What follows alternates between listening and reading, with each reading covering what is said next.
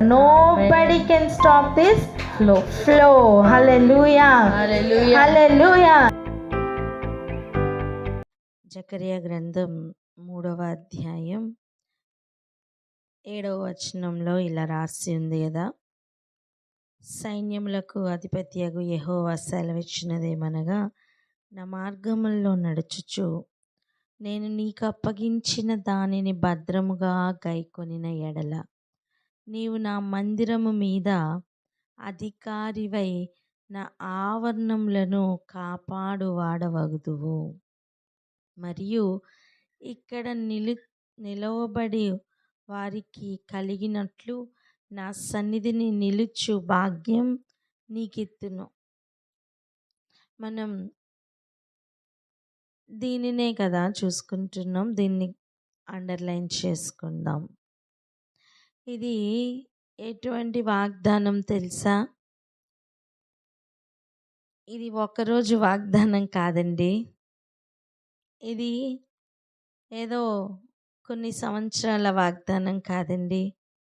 ఈ లోకంలో ఉన్న రాజకీయాలు ఇస్తున్న సింహాసనం కానీ అధికారం కానీ 5 సంవత్సరాలు ఇచ్చి తర్వాత ఇంకొకరిని నిలబెడతాయేమో. కానీ ఈయన దేవుడు వాగ్దానం చేస్తున్న ఈ వాగ్దానం యుగ యుగములకు సంబంధించిన వాగ్దానం. హల్లెలూయా, హల్లెలూయా. ఇక్కడ నిలవబడు వారికి కలిగినట్లు నా సన్నిధిని నిలుచు భాగ్యం నీకిస్తాను అని చెప్తున్నారు. ఇదిగో దేవుని దగ్గర నించున్నప్పుడు కూడా, ఇంకా యెహోవా దూత ఎదురుగుండా నిలబడి ఉన్నప్పుడు కూడా, ఇంకా మలిన వస్త్రాలు ఉంటే వాటిని కూడా తొలగించి ప్రశస్త వస్త్రాలు ధరింపచేసి నీ దోషమును పరిహరిస్తానని చెప్పి పరిహరించి, ఎంత కృప అండి, ఎంత కృప. ఈ వాగ్దానాన్ని అండర్లైన్ చేసుకుందాం. ఈ వాగ్దానాన్ని అండర్లైన్ చేసుకుందాం. 7వ వచనం వాగ్దానం. ఇది ఎటువంటి వాగ్దానం? ఎన్ని దినాల యొక్క వాగ్దానం అంటే, ఇక నిలిచి ఉండు వారితో కూడా ఉండు భాగ్యం. ఇప్పుడు ఆలోచించండి, ఇన్ని దినాలు మనం నిలిచి ఉన్నవారు పడిపోవడానికి గల కారణాలు చూసాం కదా. అంటే అవన్నీ తప్పించుకొని దాటి వచ్చిన నిలుచున్నవారు వీరు. హల్లెలూయా. ఈ నిలుచున్న వారు వీరు ఎటువంటి వారంటే, ప్రభు దోషములను పరిహరించి ఎవరిని మందిరంలోనికి తీసుకుని వస్తారా అని ఎదురు చూస్తున్న వారు వీరు. హల్లెలూయా. ఏమైంది? అందరికీ బాగున్నారా? మ్యూట్లో ఓపెన్ చేసి ఆయన్ని స్తుతించుకుంటూ హ్యాపీగా విందాం వాక్యాన్ని. హల్లెలూయా. ఈరోజు ఎవరెవరు వాగ్దానం కొరకు ఎదురు చూస్తున్నారో వారందరికీ తగిన వాగ్దానం. ఆమేన్, ఆమేన్.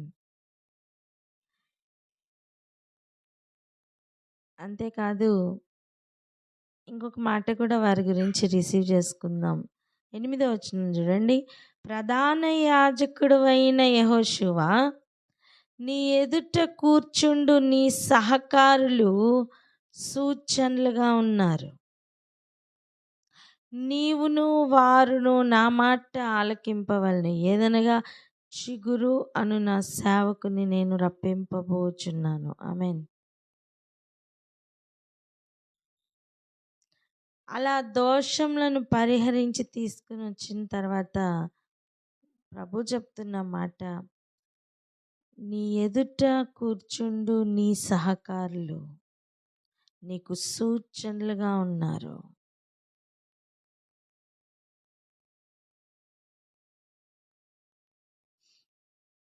నీ ఎదుట కూర్చుండు నీ సహకారులు ఎలా ఉన్నారు? సూచనలుగా ఉన్నారు. అది నీకు కావచ్చు, బయట ఉన్న వారికి కావచ్చు, ఎవరికైనా సరే వీరు ఎలా ఉన్నారండి? సూచనలుగా ఉన్నారు. ఎగ్జాంపుల్ చెప్పన్నా ఈ సూచనలుగా ఉన్నారు అని చెప్పడానికి? చూడండి, సింహాసనం సబ్జెక్ట్ మనకు అవుతున్నప్పుడు జీవులు కదులుతున్న సమయం చక్రములు కూడా కదులుతున్నాయని నేర్చుకున్నాం కదా. ఇప్పుడు ఏకాత్మ కలిగిన చక్రములకు జీవులు ఏమై ఉన్నాయి? సూచనలై ఉన్నాయి. హల్లెలూయా.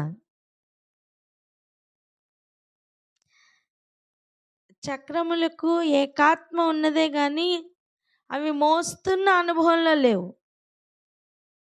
కన్నులు కలిగి ఉన్న అనుభవంలో ఉన్నాయి.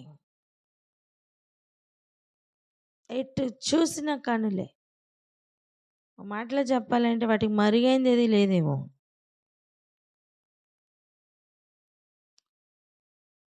కానీ ఆ ఒకరికి ఒకరు అలా కలిసి నిలిచి ఉన్న అనుభవం ఉంది చూసారా. సింహాసనం దగ్గర నుంచి కూడా మనం నేర్చుకుంటున్నది నిలిచి ఉండడమే. ఏ బాధ్యత అయినా ఇస్తే అది పట్టుకొని నిలిచి ఉండడమేనండి. అండ్ ఆయన చెప్తున్న మాట కూడా చూడండి, నీకు అప్పగించిన దాన్ని భద్రముగా గాయకొనిన ఎడల నీకు ఇంత జీతం ఇస్తాను, నీకు ఇస్తాను అని అనట్లా. ఆయన ఏమంటున్నారు చూసారా, ఇక్కడ నిలబడు వారికి కలిగినట్లు నా సన్నిధిని నిలుచు భాగ్యం నీకు ఇత్తును. ఏమంటున్నానంటే నిలిచి ఉండడం ఒక భాగ్యం అంటున్నానండి. హల్లెలూయా. పలుకుదామా మాట, నిలిచి ఉండడం ఒక భాగ్యం అని చెప్పండి. హల్లెలూయా. హల్లెలూయా. స్తోత్రం. Yes master, thank you lord. ఇక్కడే ఆగి ఒకసారి ప్రార్థన చేద్దామండి. నిలబడతావా నా కోసం అని అడిగితే ఈరోజు, నిలబడతావా నా కోసం అని అడిగితే ఈరోజు, ప్రస్తుతం భూమి మీద ఉన్న సమయమును ఎస్ లార్డ్ అని చెప్పి నిలబడే అనుభవంలోనికి వెళ్దామా? పడిపోవడానికి ఎన్ని అవకాశాలు ఉన్నాయో గడిచిన దినాల నుండి చూస్తున్నాం కదా. అవన్నీ దాటి వాటన్నిటిని విడిచిపెట్టి నిల్చునే అనుభవంలోనికి వెళ్దాం. అది ఒక భాగ్యం అని ఎంచుకుందాం. ప్రార్థన అందుకోండి.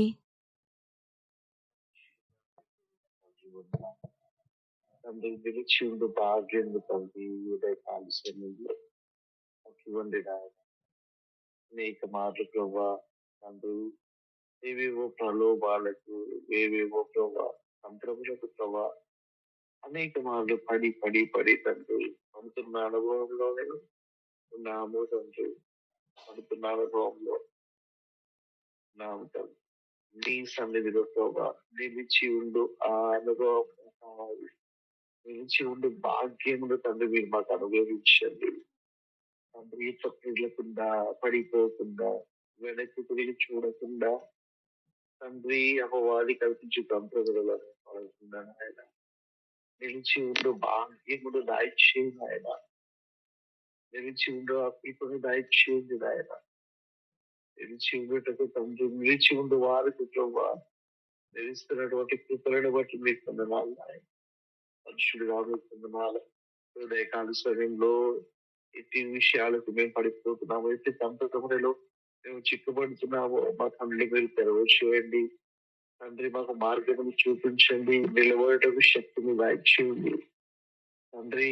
తండ్రి నిలుస్తున్నాము మేము ప్రభా ఇంకెన్నడూ పడకుండా, ఎన్నడూ వెనుక తిరిగి చూడకుండా, ఎన్నడూ ప్రభా తండ్రి తొట్టిల్లకుండా మీ కృపను మీరు మాకు అనుగ్రహించున్నారు. ఆ నిలిచి ఉండు వారిలో నేనుండుగాగున్నా, ఆ నిలిచి ఉండు వారిలో నా సహోదరి ఉండగాగున నీ కృపను అనుగ్రహించింది. నా ప్రభు విశ్వయ పరిశుద్ధ నామమును అడిగి ప్రార్థన చేయించున్నాను. నా ప్రియ పరలోకపు తండ్రి. ఆమేన్. ఆమేన్. హల్లెలూయా. నిలిచి ఉండు, భాగ్యం నీకు ఇస్తాను అని చెప్తున్న దానిలో ఉన్న ఆ పవర్ని ఈరోజు రిలీజ్ అవుతుండగా దాన్ని రిసీవ్ చేసుకుందాం. ఎందుకంటే ఒక వచనం చదువుకుందాం రండి. యెషయా గ్రంథం 63వ అధ్యాయం 17వ వచనం చదువుదాం. యెషయా గ్రంథం 63:17.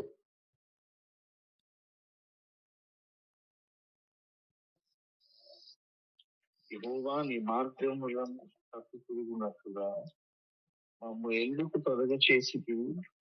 నీ భయము విడిచినట్లు మా హృదయము నీవెందుకు కఠినపరిచితివి?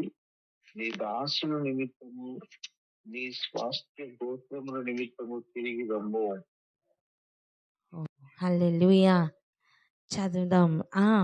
అక్కడే ఆగుదామండి, అక్కడే ఆగుదాం. ఆ మాటను వినండి, ఆ మాటను జాగ్రత్త పరిశీలించండి. అడుగుతున్న ప్రశ్న చూడండి ప్రభుని. ఏమని? యెహోవా నీ మార్గములను తప్పి తిరుగునట్లుగా మమ్మును ఎందుకు తొలగ చేసితివి?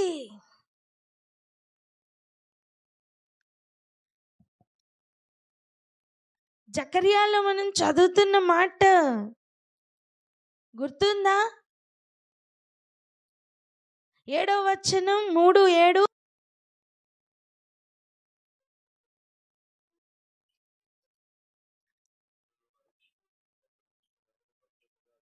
హల్లెలూయా. అది ఆ మాట. నా మార్గములలో నడుచుచు నేను నీకు అప్పగించిన దానిని భద్రముగా గైకొనిన ఎడల అంటున్నారు కదా. అసలు అలా నిలబడాలి అంటే కూడా ఒక భాగ్యం కావాలి. ఆయన మార్గములను తప్పిపోకుండా ఆయన మార్గములలో నడవాలి అంటే ఒక భాగ్యం కావాలండి. ఆయన నామం పెట్టబడమే ఒక భాగ్యం. ఆ మాటకొస్తే అనాది కాల సంకల్పం చొప్పున ఆయన ఎన్నికలోనికి తీసుకోవడమే ఒక భాగ్యం అండి. ఎందుకు పుట్టించావు నన్ను అని చెప్పి నెత్తి నోరు కొట్టుకుంటున్న అనుభవాలు కొన్ని ఉండవచ్చు. ఈరోజు ఆయన్ని క్షమించమని అడుగుదాం. అటువంటి మాటలను బట్టి, అటువంటి ఆలోచనలను బట్టి, గడిచిన కాలంలో అటువంటి ఎక్స్ప్రెషన్ మనం ఆయన ఎదురుగుండా ఇచ్చిన అనేక సందర్భాలు ఉండి ఉండవచ్చు. వాటిని బట్టి ఒకసారి ఆయన క్షమాపణ అడుగుదాం. ఎందుకంటే ఆయన పిలుపును, ఆయన ఏర్పాటును ఈరోజు మనం భాగ్యముగా ఎంచుకుందాం.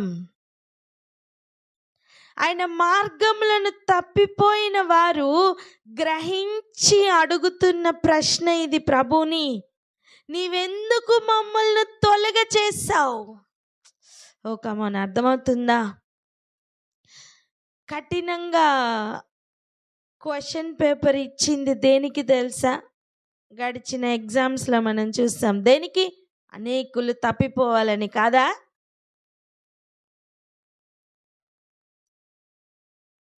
ఆయన చేట ఆయన చేతిలో ఉంది. దేనికి? పొట్టును వేరు చేయడానికి కాదా?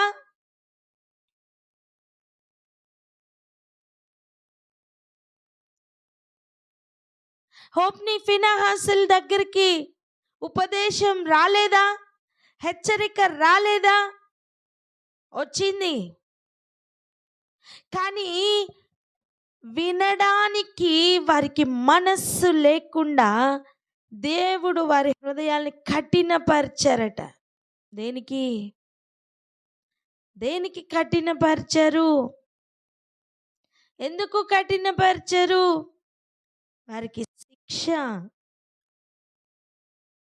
వారికి శిక్షను ఆల్రెడీ డిసైడ్ చేశారు కనుక.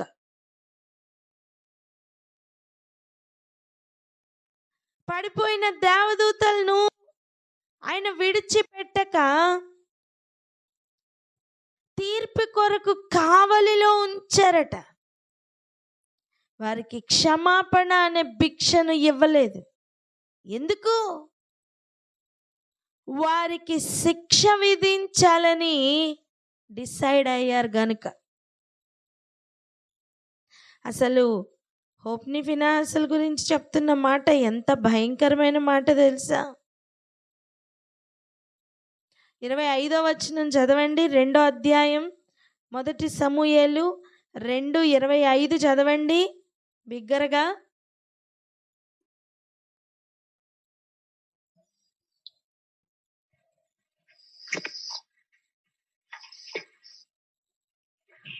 నరుడు తప్పు చేసిన ఎడల దేవుడు విమర్శ చేయును గాని, ఎవరైనా యెహోవా విషయములో పాపము చేసిన ఎడల వాని కొరకు ఎవడు విజ్ఞాపన చేయును అనెను.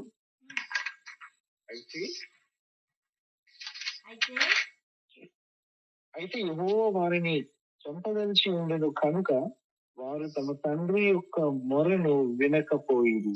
స్తోత్రం. ఎటువంటి మాట అండి ఇది? ఇది ఎటువంటి మాట? యెహోవా వారిని చంపదలిచి ఉండెను.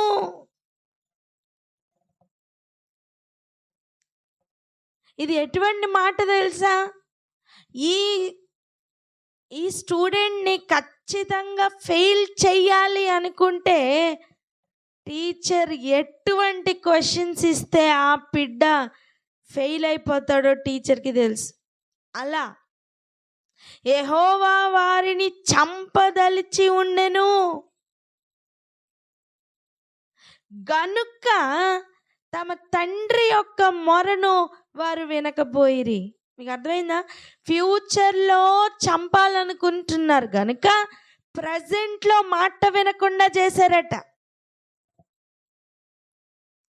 ఇది ఎంత కఠినమైన మాట తెలుసా?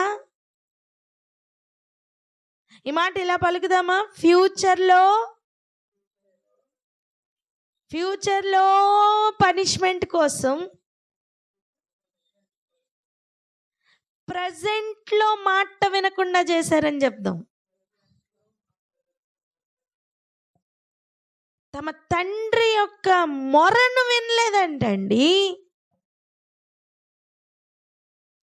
ఇప్పుడు ఆలోచించండి. నా మార్గములలో నడుచుచు అని చెప్తున్నప్పుడు ఆ మార్గంలో నడవడానికి కూడా ఒక కృప కావాలి. హల్లెలూయా, హల్లెలూయా. ఈరోజు అర్థం చేసుకుందాం. చూడండి, ఒక కొండ నుంచి ఇంకొక కొండకి కనెక్షన్ ఉందనుకున్నాం. అది ఒక తాడుతోనో లేకపోతే చెక్కతోనో చేసిన ఒక మార్గం అనుకుందాం.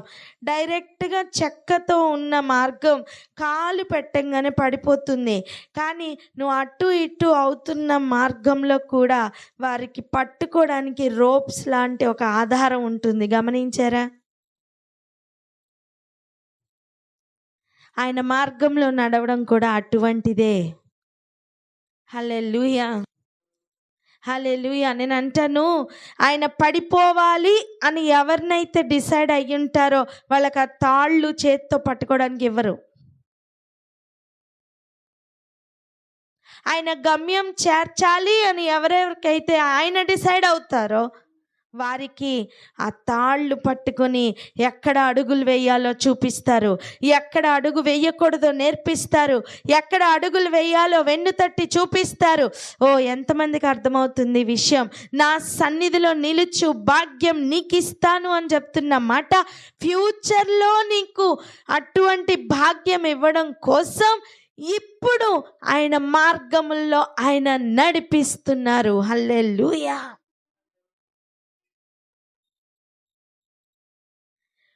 ఫ్యూచర్లో చంపదలిస్తే ప్రజెంట్ తండ్రి మాట వినకుండా కఠినపరుచుకునేటట్టుగా మనస్సును చేస్తున్న అదే దేవుడు.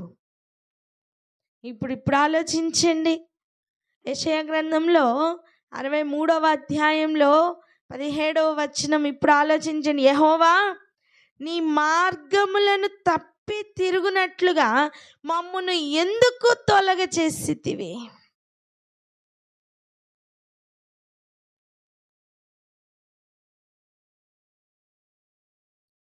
నేను నేను కూడా తిరుగుతా నీ మార్గంలో ఉందామనుకుంటున్నా.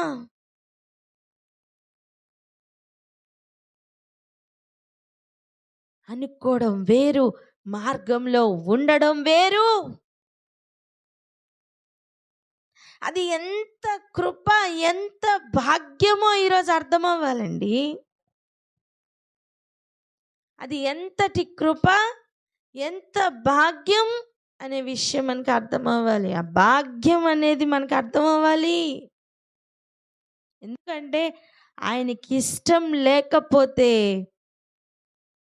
ఆయన మార్గంలోని నిలవబడనివ్వరు.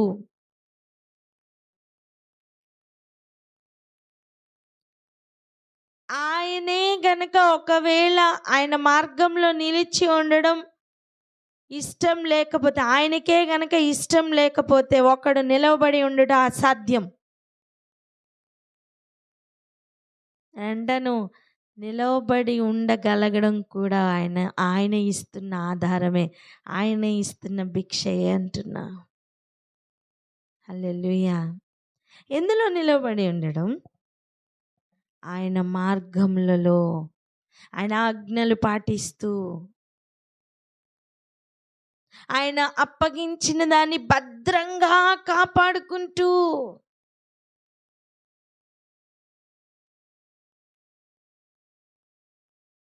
అలా ఆయన టెస్ట్ చేస్తారండి. ఆ తర్వాత ఆయన చెప్తున్నమాట, ఇక్కడ నిలుచున్న వారికి కలిగినట్లుగా నీకు కూడా ఆ భాగ్యం ఇస్తాను. ఎక్కడ ఇవన్నీ? ఆయన మందిరంలో. చెప్పండి. అందుకే చూడండి, నీవు నా మందిరం మీద అధికారివై నా ఆవరణములను కాపాడువాడవగుదువు. ఎంత కృప అండి. నేను అంటాను, అసలు నిలబడి ఉండడమే ఒక కృప. అంతే కదా. గడిచిన 3-4 దినాలుగా మనం ఏం నేర్చుకుంటున్నాం?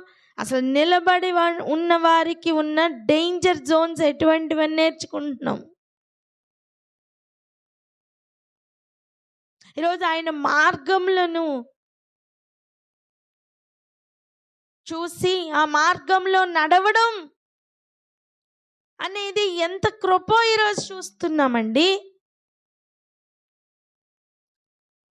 ఆయన మార్గంలో రావడానికి, ఆయన మార్గంలో నడవడానికి ఆయన అనుగ్రహం ఉండాలి, ఆయన ఏర్పాటు ఉండాలి, ఆయన పిలుపు ఉండాలండి. అసలు చూడండి, జీవమార్గంలో నడవడానికి జీవమార్గం కనుగొను వారే కొందరట. ఆ ఇరుకైన మార్గంని కనుగొను వారే కొందరు. కానీ విశాల మార్గంలో అలా కదని ఎక్కులు వెళ్తారు. అసలు దొరకడమే కొంతమందికి. ఇక నిలిచి నడిచి ఉండువారు ఎంతమంది?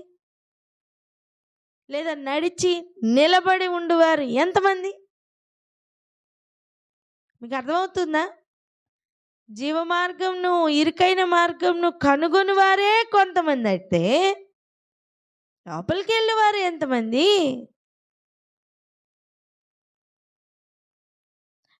ఈ అడుగుతున్న ప్రశ్న ఎవరు అడుగుతున్నట్టు?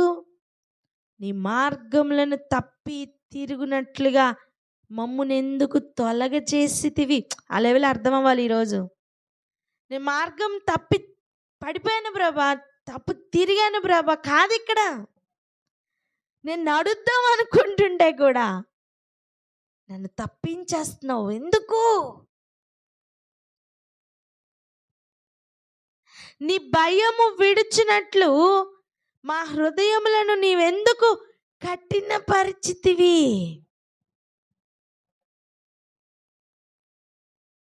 కొంచెం ఆదాం గారి బుద్ధులు కనిపిస్తున్నాయి కదా.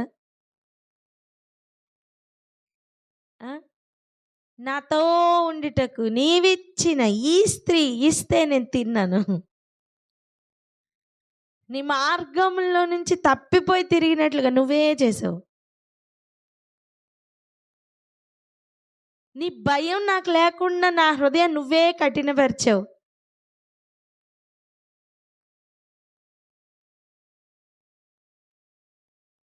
భయం ఎవరికి ఉండాలండి? మనకా ఆయనకా?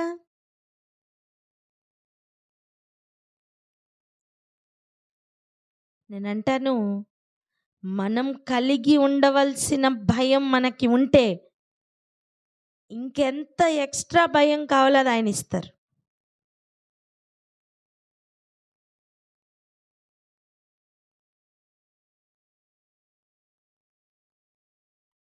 నువ్వు ఏబిసిడీలు నేర్పించిన కాలం సరిగా ఏబిసిడీలు నేర్చుకొని వస్తే ఆ హై స్టాండర్డ్లో ఉన్న, ఆ 10th స్టాండర్డ్లో ఉన్న ఆ మిగిలిన సూత్రాలు ఏవైతే ఉన్నాయో అవన్నీ నేర్పించరా? ఆ ఫార్ములాలన్నీ నేర్పించరా? అసలు ఏబిసిడీలే రావు, ఫార్ములా ఏమర్థం అవుతుంది?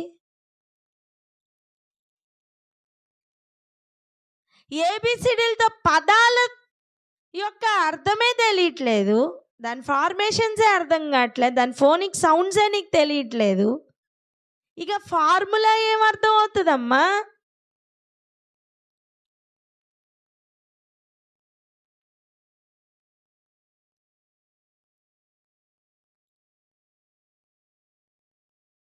ఆయన మార్గముల్లో నడవమని ఒక జీవితాన్ని ఇచ్చారు. అంతెందుకు, ఈరోజు ఫ్రెష్గా ఒక దినాన్ని ఇవ్వలేదా? గడిచిన కాలంలో మృతులైపోయి ఇప్పుడు ఆయన మార్గంలో నడుద్దామన్న అవకాశం లేని అనేకులు ఉన్నారు. ఆ మాటకు వస్తే రాబో తరం వారు ఇంకా వెయిటింగ్లో ఉన్నారు. కానీ దిస్ ఈజ్ యువర్ డే. ఈ దినం అనేది మన చేతిలో దేవుడు ఇచ్చారు. దేనికి? కమాన్, ఒక ఆన్సర్ షీట్ ఇచ్చి రాయమని ఇస్తే ఎలా ఉంటుందో దేవుడు కూడా ప్రతి దినమును అలాగనే ఇస్తున్నారండి. పరీక్ష రాయడానికి ఇచ్చిన సమయమేమో దిక్కులు చూస్తూ కాలయాపన చేసి వ్యర్థం చేసి,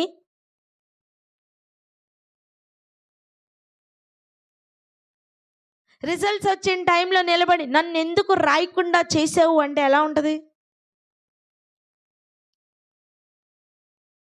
ఎవరు రాయకుండా చేశారు? నీ గ్రహింపు లేదు నువ్వు ఇప్పుడు రాయాలని. ఎవరు నీ హృదయాన్ని కఠినపరిచారు? మొదట నువ్వు నేర్చుకోలేదు, అందుకే నీకు కఠినపరిచి ఏమేమి ఇంకా మిగిలిన కార్యాలు చేయాలో అవన్నీ నీ ద్వారా చేయించారు.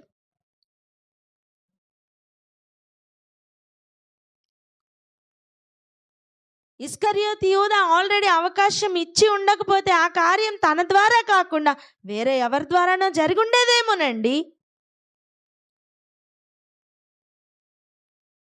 హృదయం లోపల ఉన్న అభిలాష ఉంది చూసారా, అది అవకాశాన్ని వెతుక్కుంటుంది. ఈ మాట ఇలాగే రాసి అండర్లైన్ చేస్తారా? హృదయంలో ఉన్న అభిలాష అవకాశాన్ని వెతుక్కుంటుందని చెప్తారా?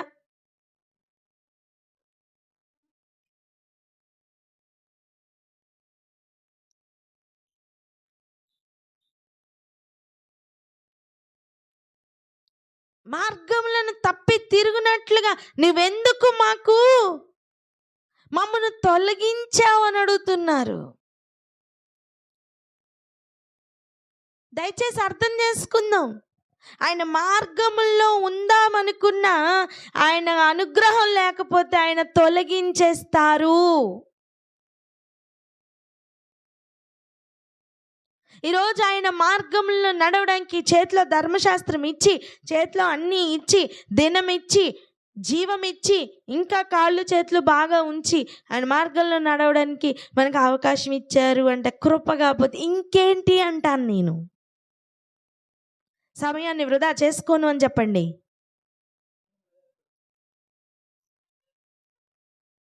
హల్లెలూయా. నీ భయమును విడుచున్నట్లు మా హృదయములను నీవెందుకు కఠినపరిచావు?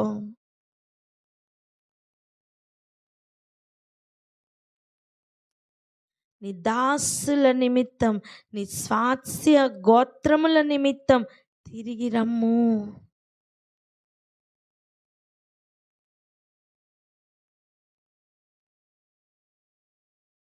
చూడండి, నీ పరిశుద్ధ జనులు స్వల్పకాలమే దేశమును అనుభవించిరి. మా శత్రువులు నీ పరిశుద్ధాలయమును త్రొక్కి ఉన్నారు. నీ పరిపాలన ఎన్నడూ ఎరుగని వారి వలెనైతిమి. నీ పేరెన్నడను పెట్టబడని వారి వలెనైతిమి. మా నీతి క్రియలు ఎంత మురికి గుడ్డలో, మా ఆకులు వాడిపోయినట్టు అయిపోయాయి, ఏంటిది అని గ్రహింపు కలిగిన వారు పలుకుతున్న మాటలు ఇవి. రాయ్యా అని ఎదురు చూస్తూ గగనాన్ని చీల్చుకొని నీవు దిగివచ్చుదుగాక. ఎందుకు ఈ మాట? మేము చేసిన దోషమునకు పరిహారం అప్పుడే కలిగేది.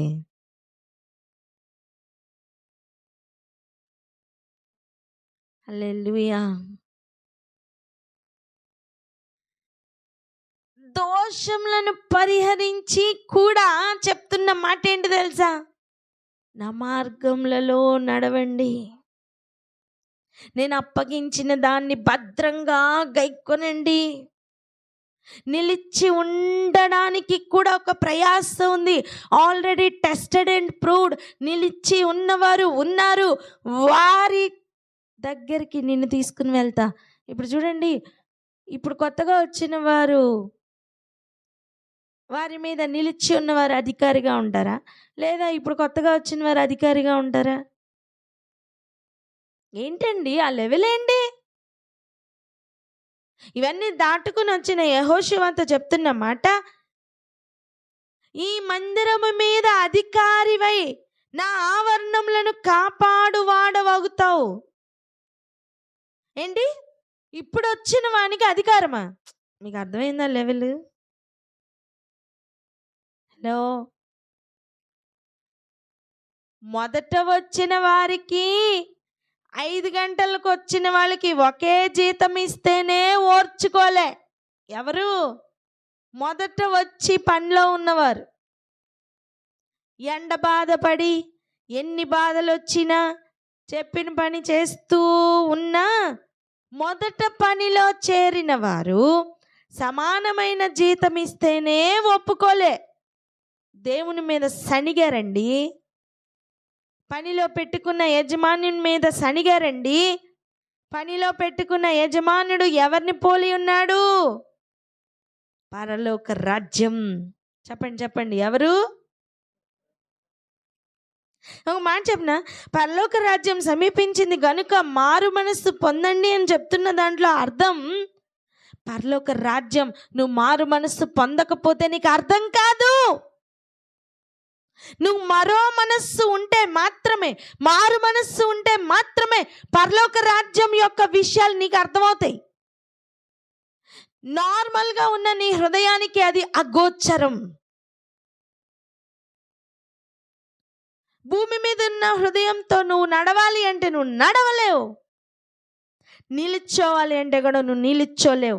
ఒక లెవెల్ పెద్దది. ఇది అర్థం చేసుకోండి. ఈ మాటల్ని కొంచెం గ్రహించండి.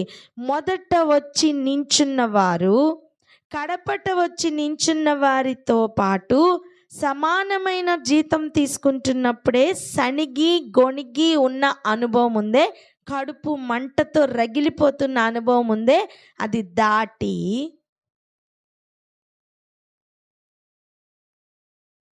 అక్కడ నిలిచున్న వారి మీద కొత్తగా వచ్చిన యెహోషువను తీసుకుని వచ్చి ఈ మందిరం మీద ఈయన అధికారి అని చెప్పితే ఇంక వాళ్ళు ఎలా రగిలిపోవాలండి? నిన్నగాక మొన్నొచ్చావు మా మీద అధికారిగా అనాలి కదా. పలకండమ్మా, అర్థమవుతుందా లేదా?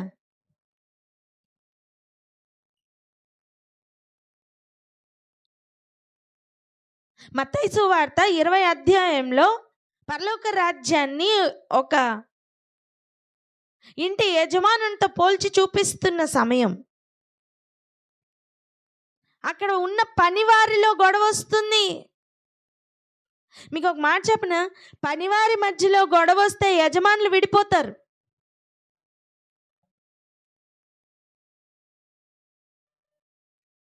కాదా? పనివారి మధ్యలో గొడవ వస్తే ఏమవుతుంది? యజమానులు విడిపోతారండి, విడిపోయారండి.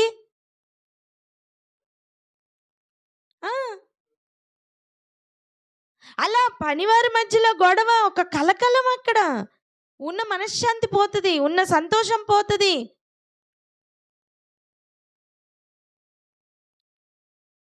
ఇక కుమారుల మధ్యలో గొడవ వస్తే అది ఇంకెలా ఉంటుంది ఆలోచించండి.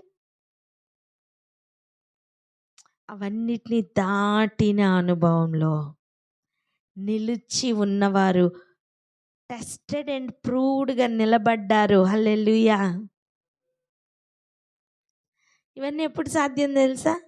ఆయన మార్గంలో నడుస్తూ ఆయన ఇచ్చిన దాన్ని కాపాడుకుంటున్న అనుభవంలో ఉన్నవారికేనండి సాధ్యం. ఆ తర్వాత టైం అయిపోయిన తర్వాత నువ్వెందుకు నీ మార్గంలో నిలబడకుండా నన్ను చేసావు అని అడిగిన ప్రయోజనం లేదు నాన్న.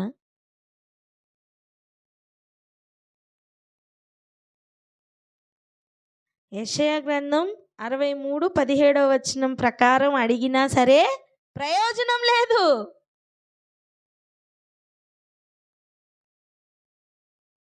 ఎంత కష్టమైనా ఆయన మార్గంలో నిలిచి ఉందాం, నడుద్దాం. ఆయన మార్గంలో నడుద్దాం. ఆయన మార్గంలో నడవాలంటే ఏం చేయాలి? ఫస్ట్ ఏం చేయాలి? దుష్టుడు ఆలోచన చొప్పున నడవద్దు. నువ్వు ఆయన మార్గంలో నడవాలి అంటే ఆయన ఆలోచన చొప్పున నడు.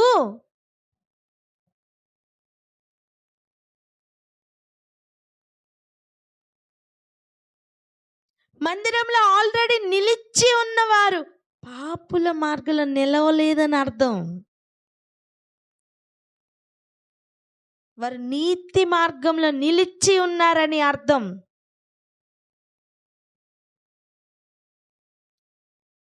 అంత సింపుల్ మాట అనుకుంటున్నారా? నా మార్గంలో నడవండి అని చెప్తే అడుగు అడుగున డేంజర్ జోనే, అడుగు అడుగున దుష్టుడు ఆలోచనలు ఇస్తూనే ఉంటాడు. వానిని జయించాలి. హల్లెలూయా. వానిని జయించాలి అంటే మొదట మన శత్రువుని జయించాలి. మనతోనే ఉన్న శత్రువుని జయించాలి. నీ ఆత్మకి విరుద్ధంగా పనిచేస్తున్న శరీరం అనే శత్రువుని జయించాలి.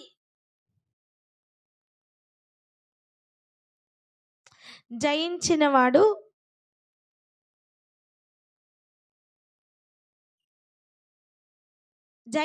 వాడు ఏలుతాడండి. చెప్పండి, జయించిన వాడు ఏలుబడి చేస్తాడని. అమ్మా, ఆత్మను జయిస్తున్న శరీరం ఏలుబడి చేస్తుంది.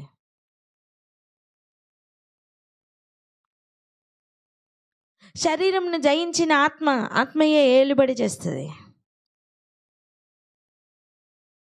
శరీరం ఆత్మకును, ఆత్మ శరీరమును విరోధముగానే ఎప్పుడు పనిచేస్తూ ఉంటాయి. అంటే ఆ రెండు ఏంటి మిత్రులా? ఒక్క దగ్గరే ఉన్న శత్రువులు. చెప్పండి అన్నమాట.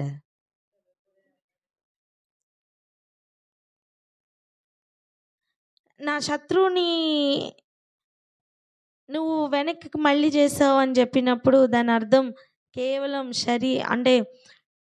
శరీరానుసారంగా ఉన్న వేరే ఏదో ఇండియా పాకిస్తాన్ గొడవలు కాదు. ఫస్ట్ మనలో ఉన్న శరీరం అనే శత్రువును జయించాలి. నువ్వు జయించు, నువ్వు ఏలుబడి చేస్తావు. అర్థమైందా? నువ్వు ఓడిపోతే నువ్వు దాస్యత్వం,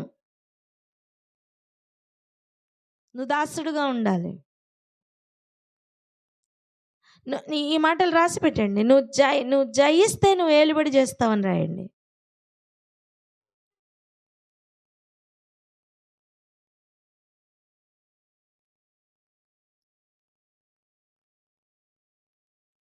ఓడిపోవడానికి కాదు ప్రభు పిలిచింది. ఆయన మార్గంలో నడవాలి అంటే ఈ అనుభవం దాటాలి. ఏ అనుభవం? దాసుడుగా ఉండిపోయే అనుభవం. దాసి కుమారుని వెళ్ళగొట్టండి అని చెప్తున్నప్పుడు దాసి కుమారుని ప్లేస్లో శరీర క్రియలు కనపడలేదా? గలతీ పత్రిక 4 ఇంకా ఆ కంటిన్యూషన్ ఇంకేమున్నాయండి?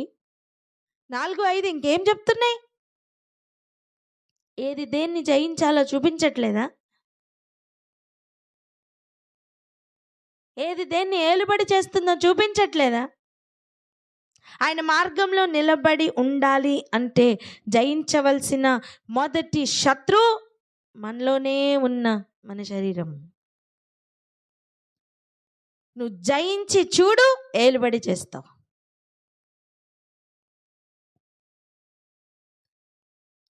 నీ మార్గములు తప్పిపోయేటట్లు మమ్మల్ని ఎందుకు చేసావు అని అడిగే లెవెల్ బాగుందా?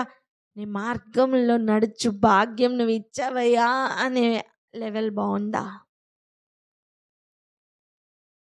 నీకు తెలుసా, అది ఏ మాట పలకాలి నీ నోటితో అన్నా సరే ఈ జీవితమే ఆధారం అని తెలుసా? ఇంకొక అవకాశం లేదని తెలుసా? చూడండి, ఊహించుకోండి, ఒక కొండ, పెద్ద కొండ, ఓకేనా? అవతలేమో ఒక 200 కిలోమీటర్లు ఇంకొక పెద్ద కొండ, ఓకే? ఈ 200 కిలోమీటర్లు మొత్తం కూడా కొండ శిఖరం మీద నుంచి ఆ శిఖరానికి ఒక పెద్ద రోప్ వే లాగా ఉందనుకోండి. కింద చెక్కలతో మాత్రమే ఉన్న ఒక మార్గం. ఆయన మార్గంలో నడవడం అంత డేంజర్, అలాగనే ఉంటుంది, పడిపోయే ఛాన్సెసే ఎక్కువ. బట్ ఆయన ఆలోచన తీసుకుంటూ అవే ఆధారంగా పట్టుకుంటూ నడుస్తుంటే మాత్రం అడుగులో అడుగు వేసుకుంటూ ఎటూ చూడకుండా జాగ్రత్తగా ఆయన గమ్యం మాత్రమే చూస్తున్నవాడు చేరిపోతాడు, వెళ్తాడు. ఒకవేళ వెళ్ళలేదు అనుకోండి, ఇంకొక ప్రయాణం ఉందా? ఆడు మళ్ళీ కొండెక్కాలి, మళ్ళీ లైన్లో నిలబడాలి. అసలు అవకాశం ఉందా? ఈ లోకం చెప్తున్న మరో జన్మ ఉందా?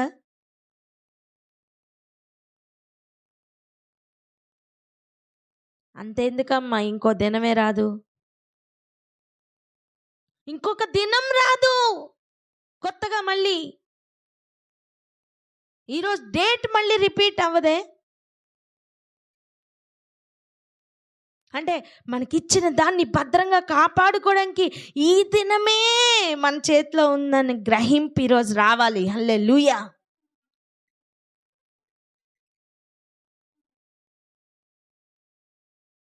చదువుదాం రండి, కీర్తనలు 18:35. నీ రక్షణ కేడమును నీవు నాకు అందించుచున్నావు, నీ కుడి చెయ్యి నన్ను ఆదుకొనును, నీ సాత్వికము నన్ను గొప్ప చేసెను. ఇవన్నీ ఆయన మార్గంలో నడవడానికి ఆధారాలండి. దాటుతున్నవాడు పలుకుతున్న మాటలు ఇవి. నా పాదములకు చోటు విశాలపరచితివి. నీ మార్గంలో నడవాలంటే ఏం కావాలి? పాదాలు కావాలి. అవి అడుగులు పెట్టాలంటే ఏం కావాలి? చోటు విశాలం చేశావు. ఇరుకైన మార్గంను కనుగొన్నానయ్యా. అది అడుగులు వేయడం కష్టమే, కానీ ఒకసారి అడుగు పెడుతున్నప్పుడు నువ్వు దాన్ని విశాలపరుస్తున్నావు. హల్లెలూయా. నా పాదం నాకు ఎంత చోటు కావాలో అంత చోటును విశాలపరిచి ఇచ్చావు. నెక్స్ట్ అడుగు ఏంటి తెలీదు, మళ్ళీ ఆయన చెప్తే వేద్దుగా నాగు. అబ్బా ఎంత బాగుంటుందా లెవెల్. మీరు అనుభవిస్తున్నారా? హలో, అసలు అర్థమవుతుందా? మింగేసిన రూపాయి కాయిన్లా ఉందా?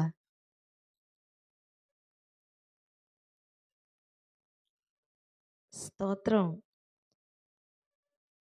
ఒక మాట చెప్పనా, గ్రహించిన వారు నడుస్తారు. ఇంకో మాట చెప్పనా, నడుస్తున్న వారే గ్రహిస్తారు.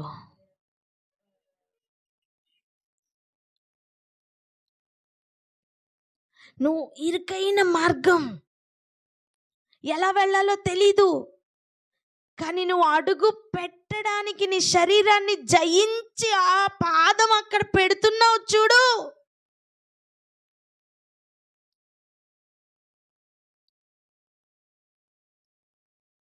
ఆ పాదం పెడుతున్న సమయమే కావలసినంత స్థలాన్ని దేవుడు విశాలపరిచి నీ పాదం అక్కడ పెట్టడానికి సమయం అనుకూలం దేవుడే కలుగజేస్తారు. ఇప్పుడు చెప్పండి, నీ మార్గం నుండి తొలగిపోవడానికి నువ్వు మమ్మల్ని ఎందుకు లాగిపడేసావు అని అడుగుతామా? లేదా నీ మార్గంలో జాగ్రత్తగా అడుగు వేయడానికి నీవేనయ్యా మాకు విశాలత ఇచ్చావని చెప్తామా? హల్లెలూయా. ఇంకొక మాట కూడా చదువుదాం, 36వ వచనం. నా చీల మండలు బెణకలేదు. హల్లెలూయా. అంటే అర్థం ఏంటండి? అనేకుల చీల మండలు అక్కడ బెణికాయి.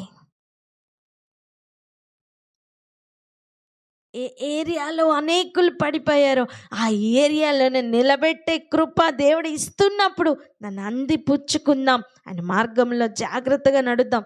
అసలు ఆయన మార్గంలో నడవడం, ఆయన సన్నిధిలో నిలబడడం పెద్ద సబ్జెక్ట్ అండి. అది మొత్తాన్ని మనం రిసీవ్ చేసుకుందాం. దినదినం దినదినం దినదినం ఇంకొంచెం లోతుగా వెళ్తున్నాం. ఆయన మార్గంలో నడవడం అనేది లైట్గా తీసుకోవద్దు. అసలు ఆయన మార్గం కనుగోవడమే చాలా కష్టం. కొందరే కనుక్కుంటారంట. చెప్పండి, కొందరే కనుక్కుంటారని చెప్పండి. హల్లెలూయా. కనుగొనేది కొందరైతే నడిచేది ఎంతమంది? ఇంకా అందులో కూడా ఫిల్టరేషన్. అలా ఫిల్టర్ చేస్తూ చేస్తూ చేస్తూ గమ్యంకి వచ్చిన వానికి దేవుడు ఇస్తున్న భాగ్యమే కదా అది. భాగ్యమే కదా. హల్లెలూయా. ఈ మాట కూడా చదువుదాం రండి. మత్తయి సువార్త 7:13 చదువుకొని ఈరోజుకి క్లోజ్ చేసుకుందాం. ఆ మాట చదవండి. మత్తయి 7:13-14 కలిపి చదవండి గట్టిగా. నాశనకు పోదారము వెడల్పును, ఆ దారి విశాలమై ఉన్నది, దాని ద్వారా ప్రవేశించేవారు అనేకులు.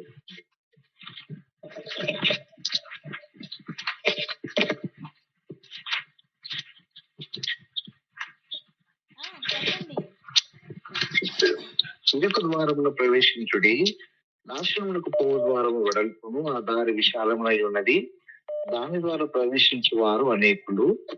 జీవమునకు పోవు ద్వారం ఇరుకును, ఆ దారి సంకుచితమునై ఉన్నది, దాని కనుగొను వారు కొందరే. హల్లెలూయా. అంటున్నారా? ఇరుకు ద్వారమున ప్రవేశించుడి.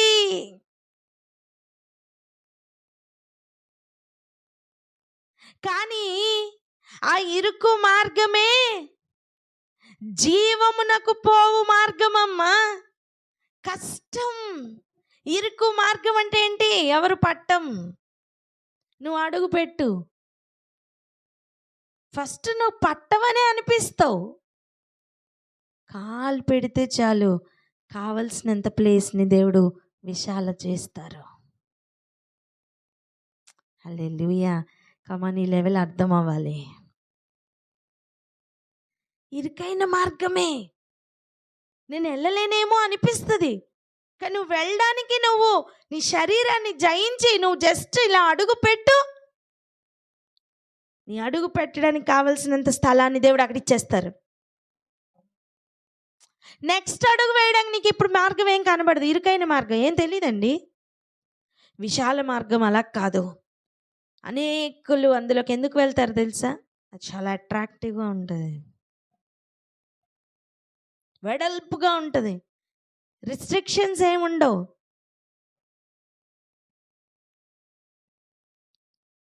నాశనమునకు పోవు మార్గం.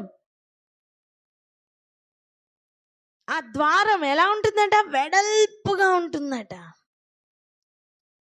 దాని దారి ఎలా ఉంటుంది? విశాలంగా ఉంటుంది. మీకు అర్థమవుతుందా? ఆ మార్గం విశాలమై ఉంటుంది. నువ్వు అడుగులు వేయచ్చు, ఆహా ఓహో అనుకుని మనం ఆల్రెడీ లెక్కలు వేసేసుకుంటాం. ఇందులో కనుక నేను వెళ్తే ఇలా మనకి గమ్యం కనిపించిపోద్ది అనమాట. చాలా హ్యాపీగా వెళ్ళొచ్చు ఇందులో అనిపిస్తుందండి విశాల మార్గం. ఇరుకైన మార్గం ఎలా అనిపిస్తుంది? అమ్మో కష్టం, ఇందులో నుంచి వెళ్ళలేం అనిపిస్తుంది. వింటున్నారా? కానీ ఏం చెప్తున్నారు? జీవ మార్గమునకు పోవు ద్వారం ఇరుక్కును, ఆ దారి సంకుచితమై ఉన్నది, దానిని కనుగొనువారు కొందరే, దానిలో ప్రవేశించువారు అనేకులు. దేనికి? ఎందులోకి? మీరు పేపర్లో రాసుకోండి, అర్థమవుతుంది. ఇరుకు మార్గం, విశాల మార్గం. విశాల మార్గంలో ఆల్రెడీ మనుషులు ఉన్నారు, అట్లా పెట్టుకోండి. ఇరుకు మార్గం దగ్గర మాత్రం ద్వారం దగ్గరే ఆగిపోయారు. ఎందుకు? అసలు కనుగొనడానికే కష్టంగా ఉంది. కొంతమంది కనుగొన్నారు. లోపలికి ఎంతమంది వెళ్తారు? ఎవరు కాలు పెడితే వాళ్ళు వెళ్తారు, అలా చెప్పండి. అది కనుగొనడం వేరు, కాలు పెట్టడం వేరు. పలుకుతారా మాట?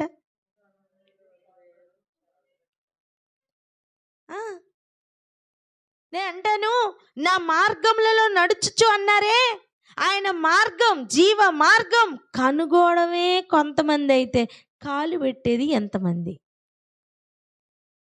ఇప్పుడు అర్థమైందా? స్టార్ట్ చెయ్యడమే కష్టమండి, కానీ ఒక్కసారి స్టార్ట్ చేయడానికి ఒక కాలు పెట్టు అక్కడ కొంచెం విశాలత ఏర్పడుతుంది. నీకు నాశనానికి పోయే మార్గంలో ఆ అనుభవం లేదు.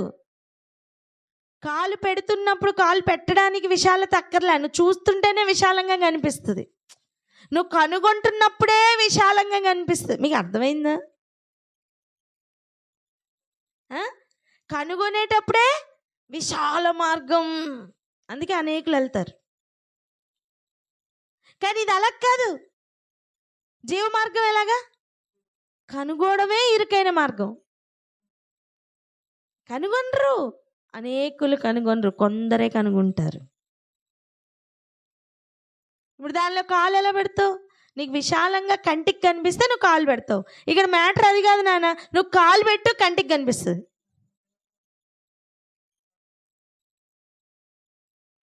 నేను చూశాక కాలు పెడతా కాదు, నువ్వు కాలు పెట్టడానికి స్టార్ట్ చేయి, నువ్వు చూసేటట్టు మార్గం ఓపెన్ అవుతుంది.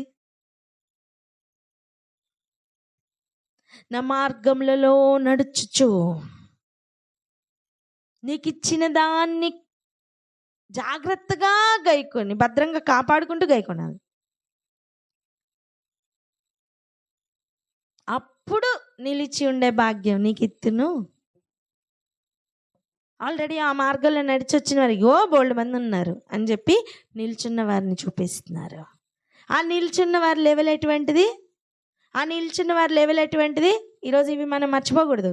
ఆ నిల్చున్న వారి లెవెల్ ఎటువంటిది?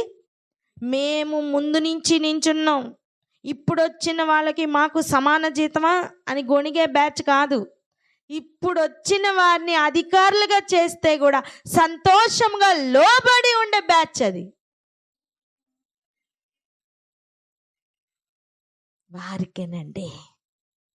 వారికేనండి నిలిచి ఉండు భాగ్యం.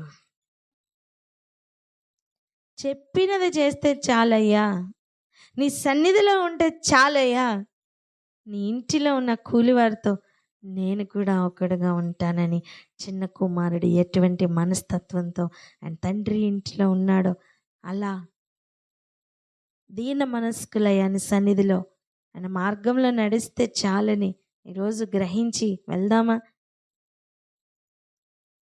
ఎలాగైతే కొండల కొన మధ్యన ఉన్న మార్గం మీద నడవడం కష్టమో,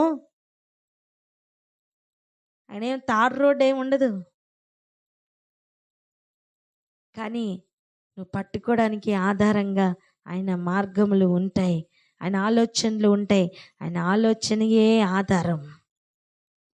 ఇటు అటు ఎటు చూడకుండా ఇచ్చిన మార్గంలో జాగ్రత్తగా అడుగులు వేసుకుంటూ వెళ్దాం, గమ్యం చేరదాం. నాశనం నాకు పోవు మార్గం విశాలం, కానీ ఈ ఇరుకైన మార్గం జీవము నాకు పోవు మార్గం.